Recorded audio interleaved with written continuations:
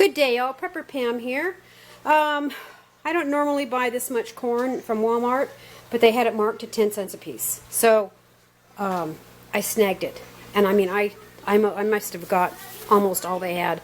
I held some back for this weekend for our barbecue, but I'm going to be shucking it and canning it. And I will take you along with me.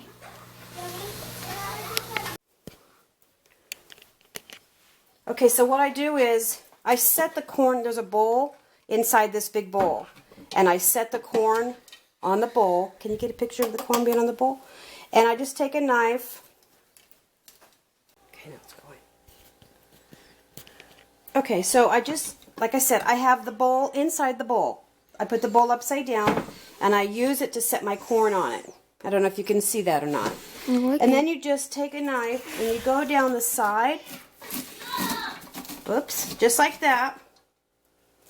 You can buy these really fancy, you know, things for corn. Yeah. I don't do that. And if you do it at Walmart, they're like 20. My grandson is holding the camera for me, so I don't know if it's going to be bouncing around or what. So that's all I do. I just hold it on the bowl. It's easier, and if there's anything missing, you can just slice it off with your hand. Ow. I hit my face. There we go. So that one is done. Okay, so I got all the corn finished. I left 5 ears so we can have for dinner. But it turned out beautifully. So now I'm just going to put it in the pint jars. And I'll be right back. Okay, so there's been a lot of questions about if I used, if I use sterilized water to cover my vegetables or whatever. I don't. I use my water right out of the faucet. We have filters on our water. We have pure mountain spring water. I know our water. We have water testing done every month with our water company. We have a very, very small water company up here.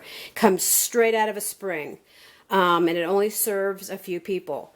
But that's what I do. I use water out of my tap. Now, if you want to sterilize water and use that, go for it. If you want to buy bottled water and put out that expense, then you go for that. But for me, I use water out of the tap, and I've got it in the cup right here. In my special Dickies cup. I have to have that. So you just spoon the corn into the jar. And I forgot to take that bowl out. The little bowl that was in the center, so that's why it looks like there's so much corn. But anyway, you just put it in there. And if there's a few little hairs in there from taking it off the cob, no biggie. The kids or you can pick it out when it's done. I mean, it's not a big deal. I really pack this in here. So that one's done. So you just pack it in. I don't even add salt.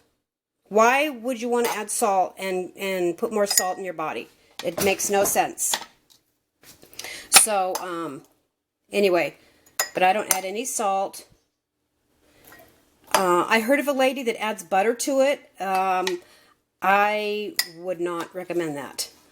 But if you've been canning like that and if you know your own process, hey, go for it. Because I don't do things by the book anyway, but me, I would prefer not to do that. The only thing I add in here is fresh water. That's it. So I'm going to get these finished. Okay, so I got 6 pints of that, which was a pretty good haul. So I've got it pretty much filled up. Sometimes I kind of go over the line a little bit, but that's okay. So I'm going to add my water, and that's about all I do. Just like that.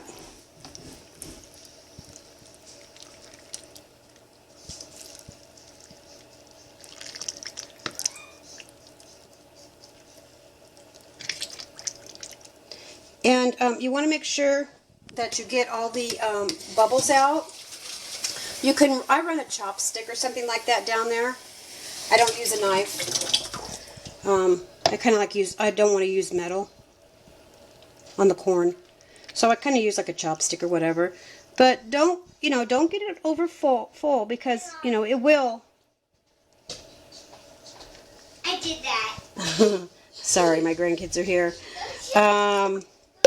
Anyway, so you can use your hands if you want to. Now see, that's a little over full. There we go. Okay. Okay, so I wiped the rims off. I just use a nice white cloth. I don't know, a lot of people, doesn't matter what color you use. I like white. That way I can see if there's anything that's on it. And I don't like using the Scott towel that much because there's little paper fibers off the Scott towel. So I just use a white, little wash rag, a new one that's clean. So, let's see here. I'm going to put the seals on. They've been boiling.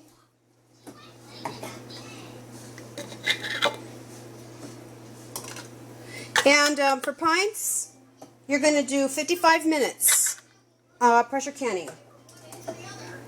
And for my elevation, which is high, I do 15 pounds of pressure.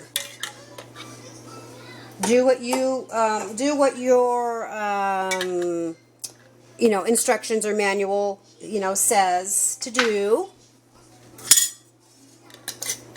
And don't tighten these like King Kong. Just make sure they're pretty snug, but not like King Kong because you want to leave room for them to expand. And make sure you get the rings on all of them. I forgot to put a ring on one time and that didn't turn out well. So you just tighten them up. Put them all in there. There we go. Okay, so I'm going to put them in my pressure canner. I'm going to put the lid on the pressure canner. I'm going to let it vent for 10 minutes. Once it starts venting, then you let it get up to your pressure, 15, and then that's when you start your timer. You don't start your timer when it's done venting. You don't do that. You start your timer when it reaches the pound of pressure you have. Then you start your timer. And then when it's done, you let it naturally unseal. You don't just because the timer goes off doesn't mean you get to open up the rattler, because that will explode and it will siphon out everything you have in your jar and it'll ruin it. I have a trash compactor next to my stove, and when I first started canning years ago, I slammed the trash compactor, and by me slamming the trash compactor, that made the jars and the pressure canner jiggle and shake, and it siphoned out the jars of the chicken, and I had 8 quarts of beautiful chicken ruined, absolutely ruined. So yeah, be careful, not to slam your stove and stuff like that. Okay, so I got the jars in, got the water in, I have my stove on high. Oh, yeah, got my stove on high. So I'm going to put my canner on. There you go. So when I said let it vent for 10 minutes, this is going to build up pressure and steam's going to come out of the little vent hole. Let that have a nice full head of steam, approximately 10 minutes. I know my pressure canner, and I know when the jiggler is going to pop up. So usually when I go ahead and put the rattler on, this pops up immediately. It's just something I know. I can't tell you how. I can't tell you the sound. It's just something that I know because I've been doing this for so long. So anyway, I got my stove on high. I'm waiting for this to start venting. It has to vent a full 10 minutes. Okay, so do you see, let me see if I see the steam? It's been venting now for about 10 minutes. So I'm going to go ahead and put the rattler on. Yeah, you see that? You want to have a nice head of steam on there for approximately 10 minutes. So I'm going to go ahead and put it on. Oops. Now see this? I just kind of know by the look of the steam. that this is ready to pop up when I put the rattler on. You see that? It's trying to pop up. Come on.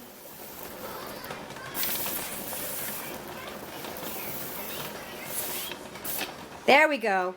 Okay, now that's taken care of. Now for my elevation, I want 15 pounds. So this is now, the needle's going to start to rise.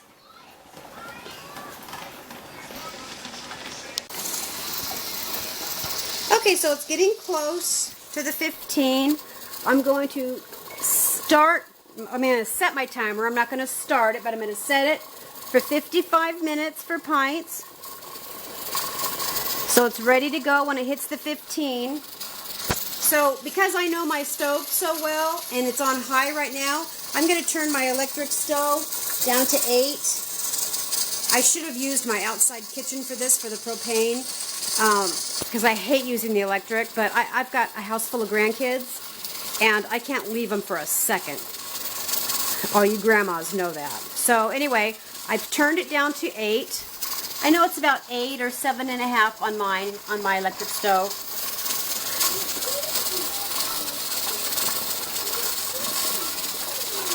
And the higher pressure, the more it really starts to make noise and jiggle. So even if I wasn't standing here in the kitchen, I could hear it, and I knew that I know that it's getting near 15 pounds. Okay, so I'm going to go ahead and start my timer. There we go, for 55 minutes. Okay, so I'm going to let this go for 55 minutes and probably another 20 minutes on top of that for cool down time. Okay, the timer's getting ready to go off.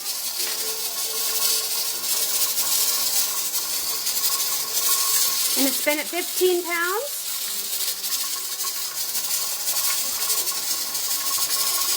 I'm going to go ahead and turn it off because it's only down to like 2 or 3 seconds.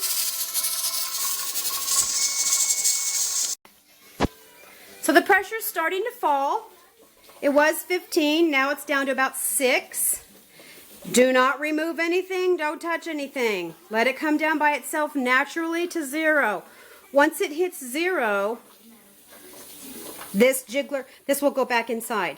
Once this goes back inside, then you can remove the rattler. Don't remove the rattler until this goes down. Okay, so I'm going to remove the jiggler safely because this is down. Slowly open this up.